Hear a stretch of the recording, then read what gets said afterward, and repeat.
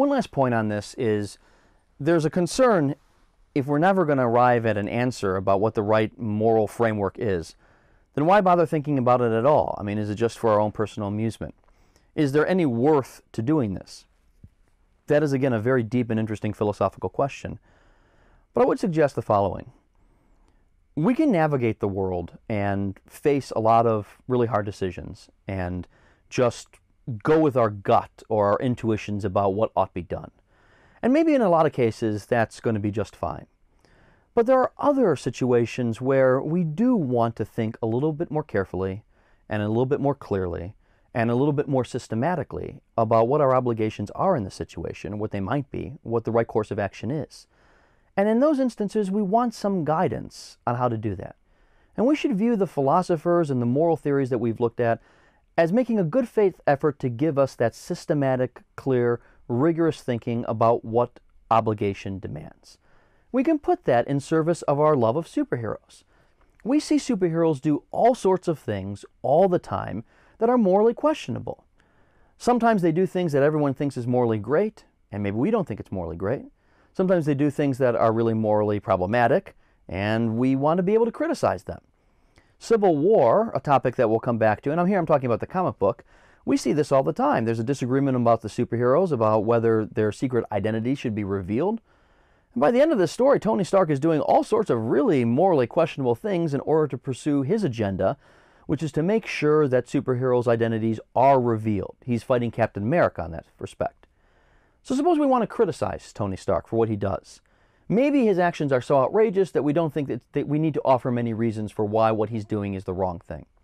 At the same time, we might lend ourselves the use of a moral theory, a moral framework, to be able to say, look, here's where Tony Stark is going wrong, and here's why. Similarly, we could use superhero stories to help illustrate the problems with some moral views. Arguably, Ozymandias is thinking like a consequentialist at the end of Watchmen. He sees a world on the brink of nuclear annihilation. The hand keeps moving closer and closer to midnight. He does not see the superpowers, and this takes place in an alternate Earth during the 1980s, he does not see the superpowers stepping back from the brink. And he conceives of himself as a superhero, as someone whose job is to save people. He conceives of a plan in which he thinks he will save billions of people, but unfortunately comes at the cost of killing millions of people and perpetrating a mass deception upon them, making them believe that there has been an alien invasion to scare them into working together. So Ozymandias kills millions of people in order to save billions of people. At some level, that's a great way of thinking if you're a consequentialist. Now, there might be some who'd go, stop right there, no way, please. We would not subscribe to that. But at least in principle, a consequentialist could get on board with it.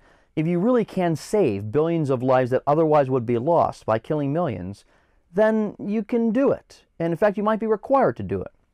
Ozymandias may be the perfect consequentialist in this respect. But we might also think that what he did was really, really wrong, which would be a counterexample to consequentialism. In other words, the reasoning would be, according to this moral view or this family of moral views, it would be permissible for Ozymandias to do what he did. In fact, it would be required for him to do what he did if the world was going to be blown up completely. That's a counterexample for many people. Your intuition here says, no, there's something really deeply wrong about that. That's the best way that counterexamples work. They take an example that's consistent with a theory, and they say, but our deepest judgments about that example is that the theory gets the answer wrong. The theory says that this example is the right thing to do, say, or etc. I'm not going to get into other versions of counterexamples now, and it just doesn't turn out that way. We don't believe that that's right. We don't believe that Ozymandias acted correctly. We're more in line with Rorschach, who looks at what Ozymandias did, thinks it's a complete scandal, and wants to go back and tell everyone the truth. Of course, Rorschach gets blown up for doing that by Dr. Manhattan. In fact, speaking of Rorschach, we can view Rorschach. Watchmen is a wonderful, wonderful graphic novel, obviously, and we in this course will be spending more time with it at a different in a different module. Rorschach, interestingly, can be viewed as a true blue Kantian deontologist, at least in the following way. Now, I want to be careful here because Rorschach does some really, really questionable things and has some very strong and quite bluntly unsavory views about a lot of people. All the same, at the end of Watchmen, you can understand Ozymandias as a kind of consequentialist, someone who's trying to maximize the overall good. And you can understand Rorschach as a kind of deontologist. He never really challenges Ozymandias' claim that by killing millions, billions have been saved. Rorschach never says, no, I don't think that's right. He simply says, you've perpetrated a massive deception and killed millions of people, and the public deserves to know the truth, and I'm going to go tell the public the truth. And he walks out even though he's in the middle of nowhere, and I don't know how he's going to get back, to alert people to the truth. Now, Dr. Manhattan says, I can't allow you to do that, and in this very, very powerful moment, Dr. Manhattan kills Rorschach in order to keep the deception that Ozymandias has perpetrated working. Rorschach here is thinking like a Kantian. Rorschach might have agreed that once the public learns the truth, they're just going to go back to trying to kill each other, and nothing would have been worth it. For Rorschach, that doesn't matter. The consequences here don't matter. It's the principle. And the principle is you can't do this sort of thing. In particular for Rorschach, it seems he's really, really bothered by the massive deception that's being perpetrated on the public. He doesn't like those sorts of things done by anyone in a position of power. So it's worth your time to read Watchmen for a lot of reasons, some of which we'll look at in another module, but through the lens of consequentialism and deontology, to sort of see how these two views go back and forth and can be realized in certain characters. But I haven't forgotten about virtue ethics here. Indeed, so many superhero stories can give us deep and important insight about the virtues. And so while you can read many comic book narratives through the lens of consequentialism or non-consequentialism, it's also really cool to look at them through the lens of virtue theory. Remember how we just got here, right? I suggested that it's not a waste of our time to think systematically about ethics, even if at the end of the day we can't walk away and say, this theory is the correct one. That thinking systematically about ethics can help us in our own lives, and it can also help us when thinking about superheroes. That thinking systematically about ethics and putting it in conversation with superheroes does a few things. One, it allows us to use superhero stories to perhaps offer counterexamples to ethical theories, enriching our understanding of their weaknesses. It also, though, as we've already mentioned, allows us to evaluate the action of superheroes and try to explain why we think that what someone did was right. They did something right because, and now you insert Kantian deontology, or they did something wrong and now you insert consequentialism. But more than that, superhero stories can teach us about the virtues. Virtue ethics tells us that in order to learn what the virtues are and what a flourishing life is, we in some sense need to look at virtuous agents. We've spent some time when looking at utilitarianism and deontology asking what the heroic life is. I think that virtue ethics gives us the most rich and robust picture here, because it doesn't just focus on particular actions. It doesn't say, the heroic person is the person who does the supererogatory action. That's the action that's not required of them, but that nevertheless brings about great things should it be done, and the heroic person does those sorts of things. No, the virtue ethics says the heroic individuals are the individuals who exemplify the virtues. They may not be perfectly virtuous. Even our greatest heroes sometimes stumble and get things wrong and slide away from the golden mean. But they're the best things we've got at seeing what a virtuous life is. And so we really can learn quite a bit by looking at our favorite superheroes and seeing the kinds of traits that we think define them and thus may define the flourishing life. These would be traits that we can take on ourselves. They're not just reserved for heroes. But what makes the superheroes heroic is how good they are at leading these virtuous lives despite all sorts of challenges to their ability to be good characters. Arguably one of the most inspiring comic book characters is Captain America. And my good friend Mark White has written an entire book on the virtues of Captain America. I owe Mark a shout out, and I wanted to use this time to do so. He's written innumerable articles on the intersection of philosophy and superheroes. If you see here the stack of books, many of them have articles from Mark in them. Some of them, in fact, are edited by him. And this one right here, The Virtues of Captain America, is written exclusively by him and really digs into who Captain America is and what kind of virtues we can learn from Captain America. The important thing being that even though Captain America is super heroic, and many of us are not, we can take on the virtues that he exemplifies.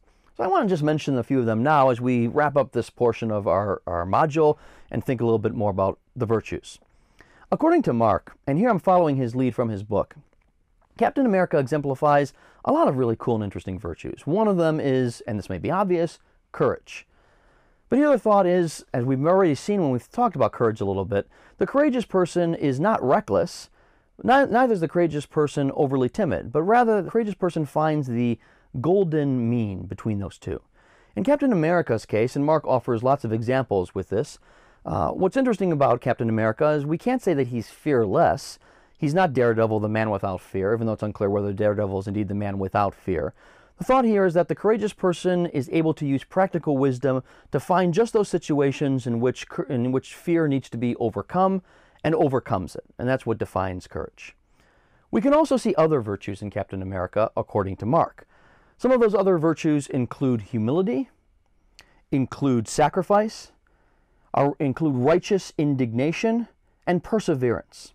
I want to just point to a few of these. Righteous indignation may seem to be something that doesn't show up on most people's short list of virtues. Why righteous indignation? But here, think about it. We can imagine individuals who just are always angry no matter what. Hopefully not Bruce Banner, because the world really suffers when he's always angry no matter what. But we can imagine individuals who are just angry no matter what. They're angry over moral atrocities, but they're also angry over a whole bunch of other things. We can also imagine people who really just don't care. They don't care whether moral atrocities are going on. They're totally cool all the time. They never experience anger no matter what's happening in the world.